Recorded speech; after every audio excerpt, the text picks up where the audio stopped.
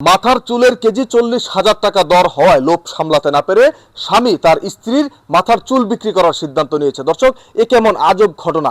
টাকার লোভে স্ত্রীর চুল বিক্রি। বিস্তারিত আমরা তাদের কাছ থেকেই জানার চেষ্টা করব।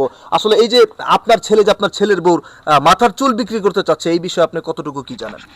এই যে বউর মাথার চুল কাটবার লেগে বাজান তারা হুরা করতেছে। এই মাথার চুলটি কাটলে বউরে কি শোভা দেখা যাইব? হ্যাঁ, বউরে খারাপ দেখা যাইব, মানুষে সিসি ছাই ছাই করবো। এটা কি মেনে যাওয়া যাইব?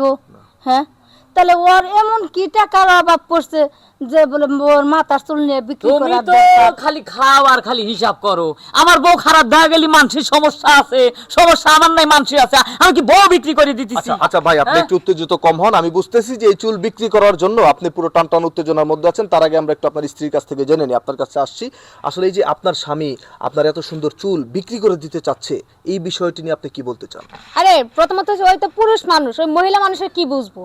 এত পাগল হয়েছে চুল কাটার জন্য আর বিক্রি করার জন্য। আমি তো চুল দিব না, কখনোই না। চুল দিবেলে দেখি দরবার সালিশ বসাইছিস। এই দরবার সালিশ বসালে কি রিহাই পাবি না আমার কাছ তুমি থেকে? কি পুরুষ নাকি আর কিছু? পাগলের মতো কথা বলতেছো কেন আচ্ছা, তুমি? আমরা তর্কে জর্জরিত না হই। যেহেতু আমরা এখানে আছি, আমরা এক এক করে কথা বলার চেষ্টা করি।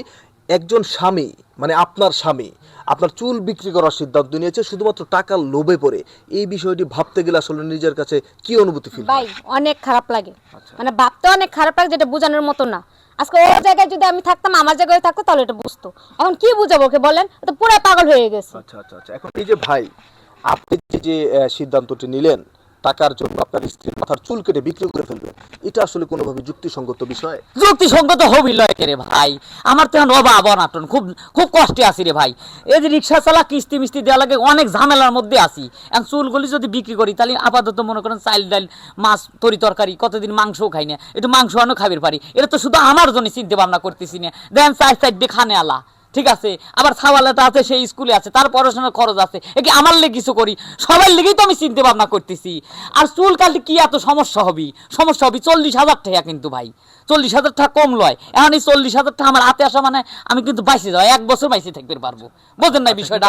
আমি তো বক বিক্রি করতেছি না, চুলির কয়টা মাথায়, আবার চুল তো গজাবি। আমার ঘরে টাকা রয়েছে ভাই, এই জিনিসটা তো আমি বুঝিনি। বাজারে না গেলে তো এই জিনিসটা বুঝতাম না রে। চুল কাটবো বেসবো, আবার হবি, আবার কাটবো বেসবো, সমস্যা কি? আমার বউ আমার কাছ থেকে মানুষের কাছতে যাবে, রূপ জয়বন দিকে পানি খাবি না ঘাস খাবি? আচ্ছা, আপনি যে সিদ্ধান্তটা নিলেন যে স্ত্রীর চুল বিক্রি করবেন টাকার জন্য, আপনি আপনার ঘরের ফার্নিচার বিক্রি করেন, অন্য কিছু বিক্রি করেন, স্ত্রীর চুল কেন বিক্রি করেন? না, ফার্নিচার কিরা লিবি রে ভাই? ওটা তো জাল দেওয়া যায় না। ওই ফার্নিচার কিরা লিবি? এখন চুলির যে দাম হইছে, চুলটা বেচলি তো অনেকগুলি টেহা পাবেন।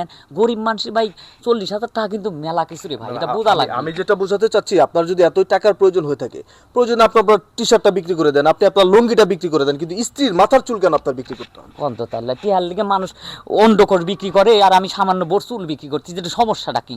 ধনী সম্পদ, একবারে 1 নম্বর সম্পত্তি বিক্রি করে ফেলা দেয় টিহার লিগে। টাহার কার প্রয়োজন নাই রে ভাই? সবারই প্রয়োজন আছে টাহা। ওই যে যারা ফহির বিক্রি করে, তারও তো টাহার প্রয়োজন আছে, টিহার লিগে তো বিক্রি করে। চুল বিক্রি হলে সমস্যাটা কি রে ভাই?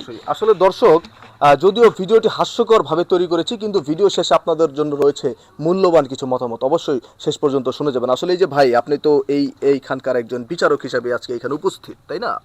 এখন এই যে এই ভদ্রলোক তার স্ত্রীর মাথার চুল বিক্রি করতে চাচ্ছে শুধুমাত্র টাকার বিনিময়ে, এই বিষয়টি নিয়ে আসলে আপনি কি বলতে চান?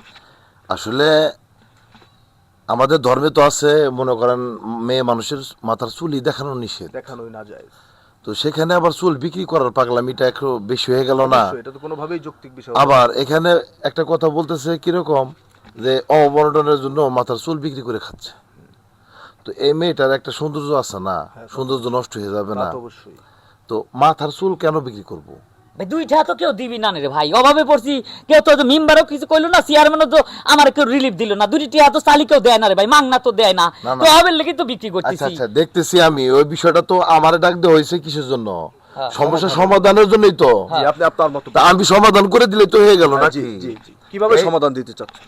এখন আমি বলতেছি কি, মাথার চুল কাটলে পরে ভাই মেয়ে মানুষের সৌন্দর্য থাকে না, কথা বুঝতে পারছেন? আর এটা মনে করেন আমাদের ধর্মে মনে করেন যেন কোনো ধরনের ওই নাই, পারমিশন নাই যে মেয়ে মানুষের মাথার চুল দেখানোই। বললামই তো আগে আপনাকে, দেখানোটাই না যায়, না যায় বিক্রি করা। ওইটাই। তো এখন বিষয়টা হলো কি, আমি ফরাদে বলতেছি ভাই তুমি অভাবে আসাও, আমি বুঝতে পারতেছি তোমার ব্যাপারটা। অভাবে থাকলে মানুষের কিন্তু মাথার সমস্যা দেখা দেয়, অভাবে স্বভাব নষ্ট হয়, স্বভাবে সব নষ্ট, মানুষ পাগলও হয়ে যায়। তো আমি এরে কইতেছি যে তুমি আমার সাইডে মনে করো যাইও, তোমার আমি একটা কাজ দিয়ে দিমানি, আচ্ছা আর তোমার বাজার সদাই করার আমি যত ভরণ পোষণ আছে আমি দেখবো। আচ্ছা, মানে আপনি সহযোগিতা করবেন প্রতিবেশী হিসেবে। আসলে এই যে আপনার একজন প্রতিবেশী তো আপনাকে সহযোগিতা করবে বা কাজের ব্যবস্থা করে দিবে, এখনো কি আপনি আপনার স্ত্রীর চুল বিক্রি করবেন? না, যেহেতু সবাই অমত করতেছে আসলে এই কাজটা করা ঠিক হবে লয়, কারণ যেহেতু ভাই কইছে আবার কাজও দিতেছে, সমস্যা নাই, তাহলে আমি বাদই দিলাম।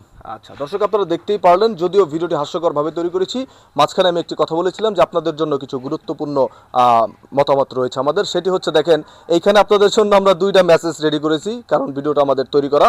এখানে বিষয় যেটি হচ্ছে দেখেন, মানুষ যখন অতি বিপদে থাকে বা অভাবে থাকে, একটি কথা আছে অভাবে স্বভাব নষ্ট, তখন এই ভদ্রলোকের মতো প্রতিবেশীদের পাশে এসে দাঁড়ানোটা উচিত। তাহলে মানুষ এরকম এই অস্বাভাবিকর সিদ্ধান্তগুলো কখনোই নিবে না। এবং সবচেয়ে বড় বিষয় যেটি হচ্ছে, যেখানে মহিলাদের চুল পরপুরুষ দেখাটাই নাজায়েজ, সেখানে সেই চুলকে কেটে বিক্রি করা, এটা আসলে কতটুকু জঘন্যতম একটি কাজ সেটা আপনারা বুঝতেই পারতেছেন।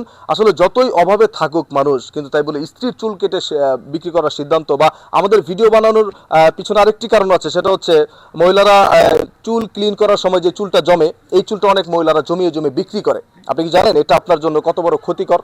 এটা আপনি কতটা পাপ কাজ করছেন। তো এই সব কিছুকে মিলিয়ে একসাথে করে আমরা এই ভিডিওটা তৈরি করেছি। আপনারা এই যে চুল বিক্রি করা, সেটা যে কোনো হয়তো হোক, স্বামী কেটে বিক্রি করুক বা মহিলারা চুল ক্লিন করার সময় চুল জমিয়ে রেখে বিক্রি করুক, এটা কোনোভাবেই কোনো যৌক্তিক বিষয় হতে পারে না। চুল কেউ কখনো বিক্রি করবে না, এটা সম্পূর্ণরূপে আমাদের ইসলামিক দৃষ্টিতে একটি হারাম কাজ। সবাই ভালো থাকবেন, ধন্যবাদ।